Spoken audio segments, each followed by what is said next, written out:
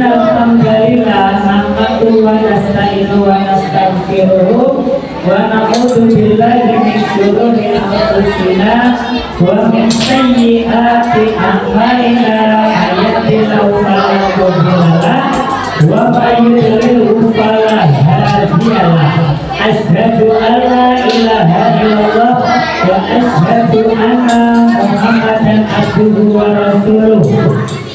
Rabbi shrah li sadri wa yassir li amri wa hlul 'uqdatam min lisani yafqahu qawli. Tsumma qala Allahu ta'ala fil Qur'anil Karim, a'udzu billahi minasy syaithanir rajim. Bismillahirrahmanirrahim.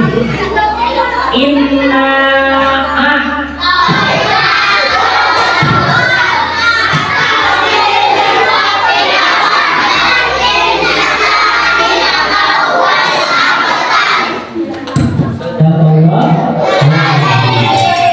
sebelum kita mulai, kita akan membuat barisannya lebih rapi dulu ya.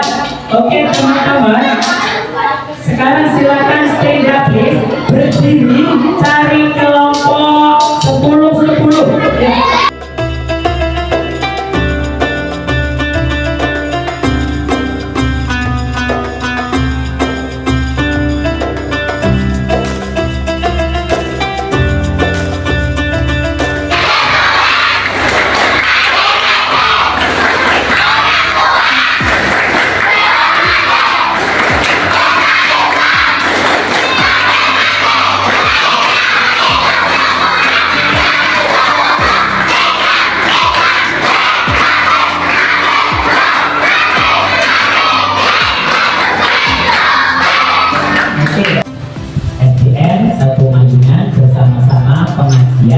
Memperingati hari Idul Adha yang biasa disebut dengan Idul Adha. Ya, siapa yang tahu sejarahnya Idul Adha? Berawal dari Nabi Ibrahim alaihi salam. Ustazah bertesnya disiapin ya Ustazah ya. Nanti yang kecil dikasih bertes. Ya, tolong ya. Ini yes, oke. Yang paling tertib, yang rapi, yang tidak gojek berarti kelompoknya yang dapat. Satu gojek di kelompoknya. Tangan di depan. Berawal dari seorang kekasih Allah bernama Ibrahim alaihi salam. Nabi Ibrahim alaihi salam sebelum beliau dilahirkan di dunia ini, ada seorang raja namanya Raja Namrud. Nanti hadiahnya dikasihkan yang bisa jawab. Maka sambil mendengarkan, diingat-ingat jawabannya. Raja Namrud adalah raja yang berkuasa di negara di tempat Babilonia. Babilonia. Ingat ya. Kerajaan tersebut dipimpin oleh seorang raja bernama Raja Namrud yang dimana rakyatnya menyembah patung. Walaupun Namrud tidak mengaku sebagai Tuhan, tetapi orang-orang yang tidak mau menyembah patung maka akan Raja Namrud sangat berkuasa. Siapa yang tidak nurut akan dibunuhnya. Tetapi kalau yang nurut mau nyembah patung, maka minta apapun diberi.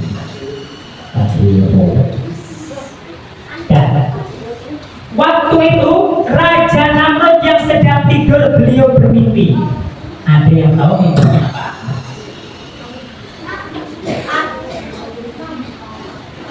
Ingat, Raja Namrud bermimpi bahwasanya mahkota yang dipakai Raja Namrud diinjak-injak oleh seorang anak.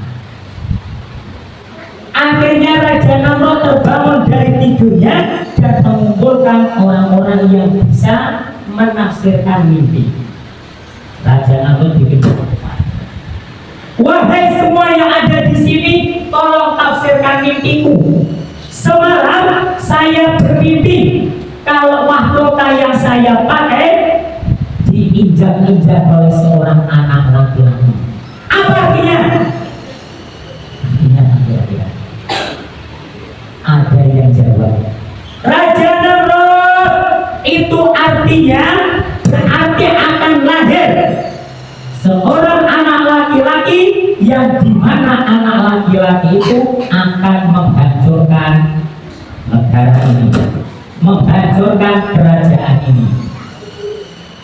Setelah bulan Raja Namrud itu pengumuman, mulai sekarang dicek satu persatu.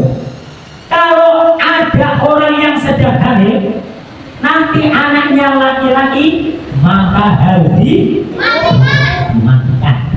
Tapi kalau perempuan biarkan hidup. Akhirnya, dengerin namanya siapa? Siapa? Ayahnya namanya siapa? Pinter ternyata kelas ini ya, pinter saja. Pak Azhar, bapaknya Nabi Ibrahim, adalah orang yang kerjanya membuat berhala, membuat patung. Namun ketika beliau mendengar kalau ada anak bayi lahir laki-laki akan dibunuh, maka Pak Azhar dan Bu Azhar itu akhirnya menyembunyikan kehamilannya, ya kan? Bu Azhar hamil terus sembunyi di dalam, ya, pintar semua ya. Nanti sudah biasa pematerinya. Setelah di dalam gua ternyata lahirlah seorang bayi laki-laki yang diberi nama Ibrahim. Nabi Ibrahim. Apakah ibunya di situ terus menunggu Ibrahim?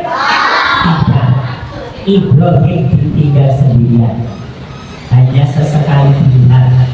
Tapi Nabi Ibrahim tidak merasa kelaparan karena jari-jarinya Nabi Ibrahim mengeluarkan madu, minum madu dari jarinya. Lama kelamaan Nabi Ibrahim tumbuhlah menjadi anak yang ganteng. Gak bisa ini ya. Setelah sudah cukup dewasa, akhirnya Nabi Ibrahim keluar dari gua. Nabi Ibrahim langsung pintar, langsung cerdas. Dia langsung bisa memikirkan mana yang baik dan mana yang akhirnya Pak Azhar yang sedang membuat patung, membuat berhala, akhirnya didekati oleh Ibrahim. Mohon maaf, Bapak ini gimana? Masa buat patung, buat berhala? Ini namanya syirik. Ini nggak boleh. Bapak harus bertuhankan yang tidak terlihat. Kira-kira Pak Azhar mau nggak dibilang seperti itu sama anaknya? Mau nggak? Tidak mau. Dikiranya Nabi itu hanya anak kecil, maka dia hanya dikira cuma iseng. Anak kecil tahu apa? Akhirnya patung-patung yang sudah dibuat oleh Pak Azhar biasanya diapain? Dijual, ya kan? Dijual. Nabi Ibrahim sebagai anaknya Pak Azhar diminta untuk jual patung ke pasar. Kira-kira mau tidak? Mau tidak? Mau tidak? Nabi Ibrahim adalah anak yang beriman, dia juga manut dengan orang tuanya. Apapun yang disampaikan oleh ayahnya, dia nurut. Akhirnya patung-patung dibawa ke pasar. Tetapi ketika Nabi Ibrahim jualan patung di pasar, dia ketika menawarkan ngomongnya gimana? Patung-patung siapa yang mau beli? Patung yang gak ada manfaatnya, patung yang gak bisa ngomong, patung yang gak bisa bergerak, siapa yang mau beli? Kira-kira ada yang beli nggak? Ada yang beli nggak? Ternyata patung yang dibawa Ibrahim satu pun tidak ada yang beli. Tidak ada yang beli. Akhirnya dibawa pulang. Nabi Ibrahim dimarahi oleh ayahnya yang bernama Ibrahim, kamu ini gimana? Jualannya seperti itu yang gak ada yang mau beli. Sekarang kamu pergi tinggalkan saya dalam waktu yang lama. Ibrahim siapa? Dari mana? Pokoknya tadi di mana? Babilonia. Akhirnya Ibrahim keluar dari rumahnya. Namun Nabi Ibrahim masih punya misi. Misinya apa? Bagaimana rakyat yang ada dipimpin oleh Raja Harun bisa bertuhankan Allah. Makanya Nabi Ibrahim selalu berusaha. Oke, yang paling tertib tuliskan barisan. Oke, siap. Di belakang sudah ada bapak ibu guru yang menulis siapa yang berhak mendapatkan hadiah. Oke, siap.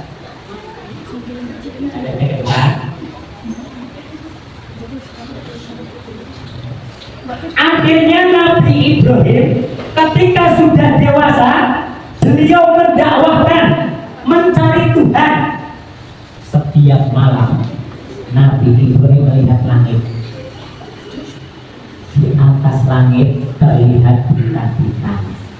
Setelah itu Nabi Ibrahim, oh ternyata bintangnya itu Tuhan. Benar atau salah? Bukan Tuhan. Maka ketika bintangnya di siang hari tidak terlihat, Nabi Ibrahim sedih. Saya tidak mau bertuhankan yang hilang. Keesokan harinya di pagi-pagi terlihat matahari, maka matahari dianggap Tuhan oleh Ibrahim. Benar atau salah? Tuhannya siapa? Tuhannya siapa?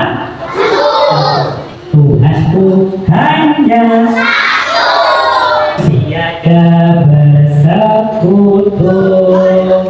Allah tidak berputra, tidak pula berbapa. Siapa bilang tidak, itu musyrik namanya. Orang seperti dia nerakalah tempatnya. Akhirnya ke depan, sambil lihat saya terus. Ya, oke, hari ini kita dengan berkorban semoga dapat menambah ketaatan. Yang mau dikorbankan siapa? Siapa? Siapa? Oke, siap. Oke, siap. Tepuk satu. Oke, permainannya nanti kalau kamu ke satu, tangannya dia. Tepuk satu. Tepuk satu. Tepuk satu. Kalau dua berarti dua kali. Tepuk dua. Tepuk dua. Tepuk dua. Kita mau cari kompak-kompakan. Tepuk satu. Tepuk satu. Tepuk dua. Tepuk tiga. Kalau tepuk tiga nggak bisa, nanti itu caranya capek. Tepuk tiga. Tepuk tiga. Tepuk tiga. Kita cari yang lain. Tepuk tiga. Tepuk tiga. Tepuk satu. Ya, kita lanjutkan dulu ya. Nanti yang kompak berarti kelompoknya yang siap. Jangan sampai satu kelompok tidak ada yang dapat hadiah, gitu ya. Konsentrasi. Nabi Ibrahim setelah yakin kalau benda yang terlihat bukan Tuhan, maka Nabi Ibrahim semakin yakin dan ingin membuktikan. Akhirnya pada suatu ketika yang dimana semua orang pemuja berhala, ada satu hari yang di situ semuanya tidak menyembah berhala, tapi semuanya pergi ke suatu tempat merayakan pesta ke kota. Hari itu semuanya pergi. Patung-patung berhala-berhala yang ada di dalam satu ruangan, tidak ada satu orang pun yang jaga. Semuanya bersama Raja Namrud kemana? Ngapain? Pesta. Gak bisa korban ya. Kalian bisa korban nanti kan? Kesempatan ini tidak disia-siakan oleh Ibrahim. Maka Nabi Ibrahim ketika ada kesempatan, beliau langsung ambil kapak. Jadi kapaknya di sini. Kapaknya di sini. Kapak ini mau buat menghancurkan berhala. Maka berhala yang banyak dihancurkan. Yang menghancurkan siapa? Dihancurkan. Ada satu berhala yang tidak dihancurkan. Berhala yang paling besar. Berhala yang paling besar ini tidak dihancurkan. Akhirnya kapak yang digunakan ditaruh di lehernya. Setelah Raja Namrud bersama orang-orang pemujanya berhala pulang, begitu buka pintu kaget. Ada apa ini? Mengapa semuanya hancur? Siapa yang menghancurkan? Siapa? Siapa? Siapa? Raja Namrud marah. Raja Namrud marah. Ketika Raja Namrud marah, ada orang yang menyampaikan, Raja Namrud, ini pasti perbuatan Ibrahim, karena hanya ada satu pemuda yang tidak mau menyembah berhala. Kira-kira Raja Namrud percaya nggak? Percaya nggak? Percaya nggak? Raja Namrud langsung panggil Ibrahim ke sini, cari Ibrahim sampai ketemu. Nabi Ibrahim langsung dibawa ke kerajaan. Ditanya, wahai Ibrahim, apa benar ini kamu yang menghancurkan? Gimana? Nabi Ibrahim ngaku tidak? Ngaku tidak? Tidak. Nabi Ibrahim jawabnya gimana? Betul, iya. Raja Namrud, coba dilihat di sekitaran ini semuanya hancur, hanya satu yang paling besar yang tidak hancur. Berarti yang menghancurkan patung-patung ini adalah patung yang paling besar. Raja Namrud yang dengar, kira-kira percaya tidak? Raja Namrud tambah marah. Ibrahim, kamu itu mikir gak? Patung ini gak bisa bergerak, patung ini gak bisa ngomong, apalagi menghancurkan berhala-berhala ini. Akhirnya Nabi Ibrahim, Raja Namrud kalau tahu patung tidak bergerak, patung tidak ada manfaatnya, kenapa? Nah, di sini akhirnya banyak orang-orang yang sudah mulai goyah, tidak mau menyembah, tapi takut dengan Raja Namrud. Maka akhirnya Raja Namrud berpesan, semua yang ada di sini cari kayu bakar, kita bakar hidup-hidup Ibrahim. Akhirnya dia disiapin kayu tuntukan di belakang, itu untuk bakar Ibrahim. Kayu yang sudah ditumpuk, Nabi Ibrahim dilemparkan di tali.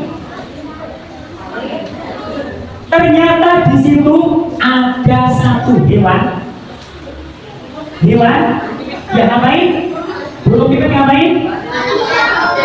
Menggangkan pakai.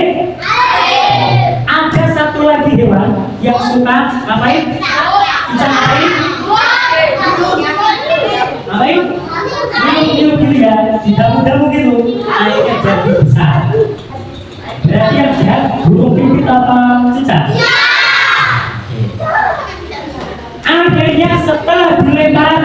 Nabi Ibrahim terbakar, semuanya habis.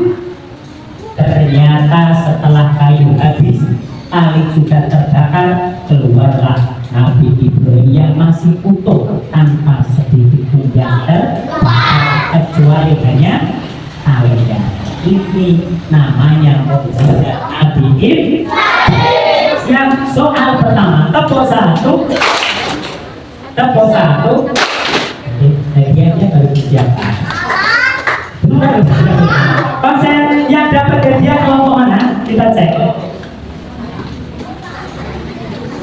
Oke, sudah kelihatan ada satu kelompok yang dari tadi tidak berbeda. Dah. Sambil duduk kita tulis. Siap? Konsentrasi.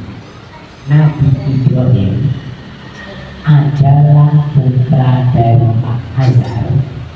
Beliau dilahirkan yang dimana di situ ada satu raja namanya Raja Namrud memimpin di titik. Nanti kelompok sini tadi jawab semua. 1000100. Berarti ini harus ya, tangan depan. Konten. Kita akan masuk ke Nabi Ibrahim. Nabi Ibrahim setelah beliau dibakar masih hidup, akhirnya Nabi Ibrahim diusir. Beliau hijrah pindah tempat ke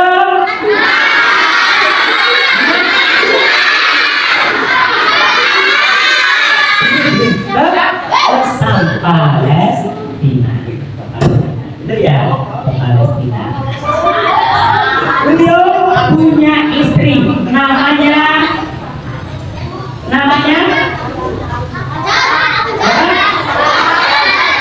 istrinya Nabi Ibrahim cantik sekali. Namanya Sarah. Namanya siapa?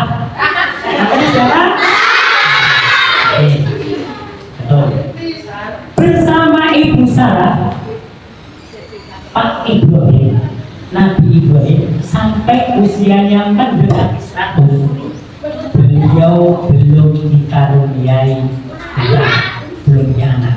Konteks saja. Oke. Ternyata sampai tua belum dikaruniai anak, kira-kira sedih tidak? Sedih. Kenapa kok sedih? Karena kalau tidak diberi amanah putra, tidak ada anak, maka tidak ada yang meneruskan perjuangan. Akhirnya Nabi Ibrahim dan Ibu Sarah pindah tempat, yang dimana tempat itu dipimpin oleh seorang raja yang suka dengan perempuan. Setiap ada wanita cantik pasti dinikahi. Nabi Ibrahim ketika datang bersama istrinya, Nabi Ibrahim tidak mengaku kalau Sarah adalah istrinya. Kenapa? Karena kalau kau itu istrinya, maka dia akan diusir. Maka Nabi Ibrahim tanya, wahai Nabi Ibrahim, Ibrahim itu siapa? Siapa? Ibrahim jawab, itu adik saya. Tidak mengaku kalau istrinya. Karena mengaku kalau itu adiknya, maka raja meminta Sarah untuk menjadi istrinya. Cek. Aku mau ke yang paling depan dari kelompok 1 sampai 8 yang paling semangat yang mana? Aku mau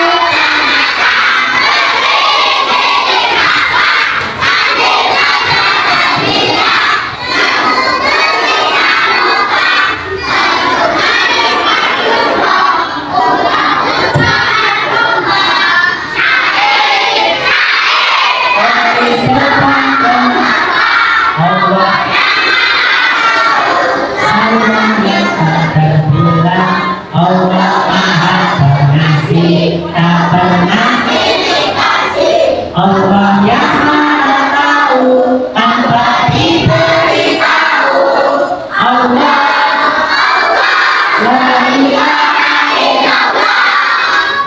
ya, tetap tertib. Tepuk tangan untuk teman-teman SDN 1 lainnya. Ini tandanya yang cowok itu semuanya solih, yang perempuan yang muslim berarti solihah, karena semuanya tertib. Tetap tangan depan, konsentrasi, baru satu, jangan sampai gugur, udah ada 1 poin ya. Konsen. Oke, kita lanjutkan. Ibu Sarah dan Ibrahim akhirnya terpisah. Kenapa? Karena Ibu Sarah menjadi istri Raja. Istri siapa? Ya, Raja siapa ya? Kemudian hari demi hari ternyata Ibu Sarah yang sudah menjadi istrinya Raja tidak senang. Setiap hari nangis, sedih. Pada semuanya yang menjadi istri Raja itu senang, tapi Ibu Sarah tidak senang. Akhirnya ditanya, mengapa engkau selalu menangis wahai Sarah istriku? Bukannya semuanya senang, sudah menjadi permaisuri di kerajaan ini. Ibu Sarah akhirnya jawab kalau beliau adalah istrinya Ibrahim. Karena Raja tahu ini istrinya Ibrahim, maka dibebaskan. Ibu Sarah dikasih hadiah seorang perempuan bernama Hajar. Akhirnya Ibu Sarah, Hajar, dan Pak Ibrahim bersama-sama ke Palestina. Di Sam, benar ya Mas ya? Sam ya, Sam Palestina. Ya. Akhirnya karena melihat Pak Ibrahim belum punya anak, maka Ibu Sarah meminta kepada Pak Ibrahim untuk nikah kepada Ibu Hajar. Akhirnya Pak Ibrahim nikah dengan Ibu Hajar. Setelah nikah dengan Ibu Hajar, Pak Ibrahim dan Ibu Hajar dikaruniai seorang putra, dikasih namanya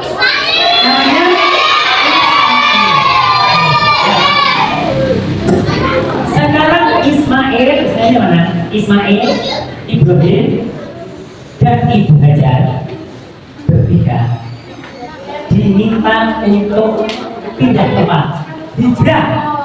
Kenapa? Karena Ibu Sarah melihat Ibu Hajar yang sudah punya anak dan selalu Pak Ibrahim mendekati Ibu Hajar, maka perasaannya menjadi tidak nyaman. Akhirnya Ibu Hajar, Ismail, dan Pak Ibrahim pergi ke Mekah yang dahulu masih padang pasir, yang belum ada bangunan, belum ada tanaman. Ya, jangan sampai kelompoknya kalah ya. Temanmu yang tertib ya. Ya,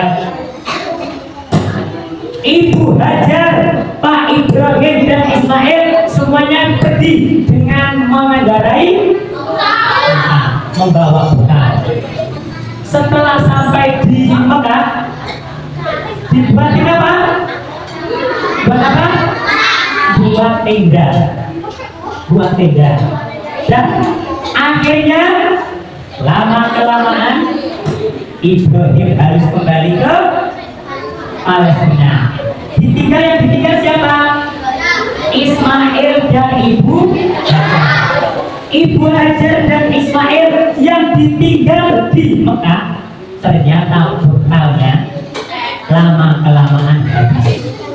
Ibu Hajar yang menyusui Ismail, ternyata air susunya sudah tidak keluar lagi. Akhirnya Ismail nangis, gedruk-gedruk. Ibu Hajar berusaha cari air di mana? Ibu Hajar lari ke bukit Marwah, lagi ke bukit Sofa. Ketemu enggak? Tidak ketemu sampai 7 hari. Namanya apa yang masih kecil kalau orang kecil? namanya sa'i. Maka orang-orang yang haji ada lari-lari kecil mengikuti jejaknya Ibu Hajar. Ya, singkatnya cerita, Ibu Hajar yang sedang lari-lari ternyata malaikat mendekati Ismail. Ismail di bawah kakinya ngapain? Mengeluarkan air. Ibu Hajar yang lihat ada air, langsung beliau mengucapkan zam zam zam zam zam zam. Artinya apa? Artinya apa? Kumpul.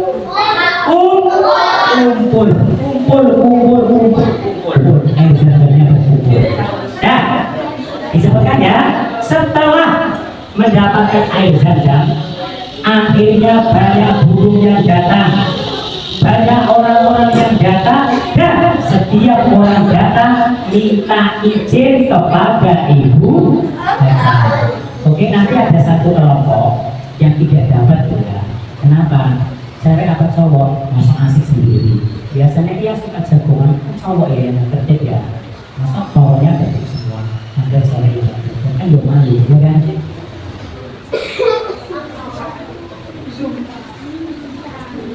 Ibu Hajar sekarang sudah menjadi orang yang kaya. Kenapa?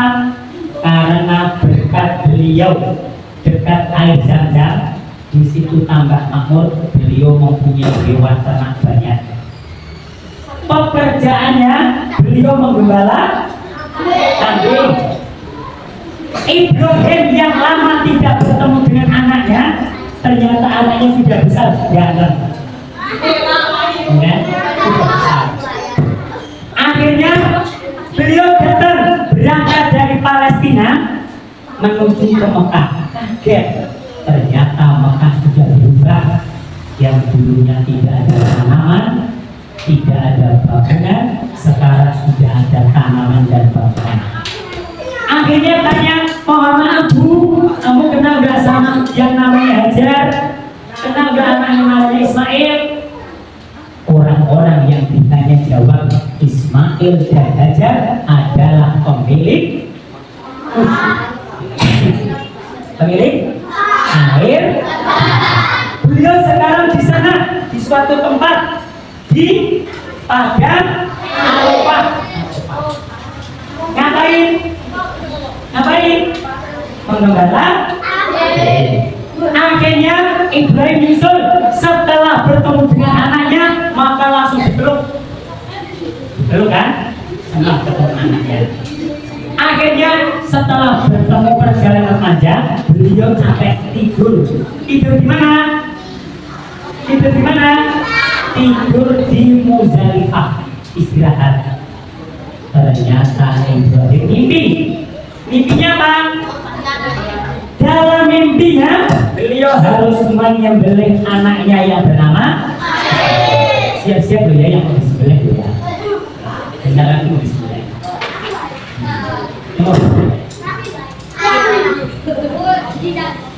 Setelah bermimpi, kira-kira langsung dilaksanakan tidak? Tidak. Ternyata mimpinya berulang kali sampai 3 kali. Setelah sampai 3 kali, maka disampaikan kepada Ismail, wahai anakku Ismail, Bapak bermimpi untuk menyembah, untuk menyembelihmu. Bagaimana denganmu? Mau nggak? Mau nggak? Ismail menjawab, ayah, kalau ini perintah Tuhan, maka laksanakanlah. Pasti ayah termasuk orang-orang yang sabar. Sehingga ceritanya, Ismail langsung digandeng. Ismail digandeng. Ketika Ismail sudah digandeng,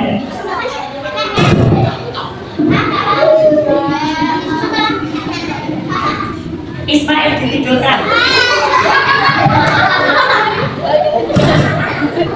Ismail yang mau disembelih, ayahnya menyampaikan, ayah, tutup mata saya biar ayah tidak sedih. Baju saya dilepas biar tidak darah. Tutup. Ketika Nabi Ibrahim sedang menyiapkan pisau, sedang diasah,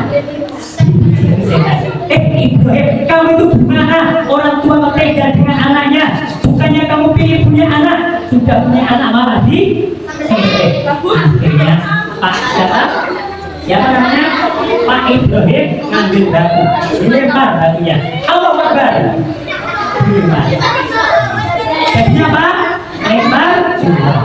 Ismail pun sama. Jangan mau disembelih itu sakit.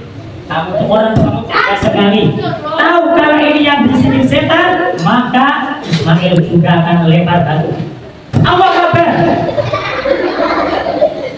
Ya, sampai 3 kali setan menggodanya dan akhirnya tibalah Ismail disembelih.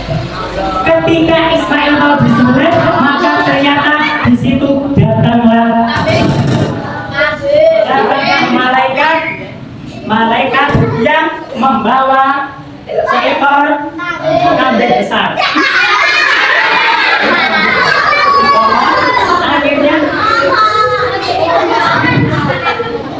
Akhirnya disebutkan dengan bersama-sama membaca takbir.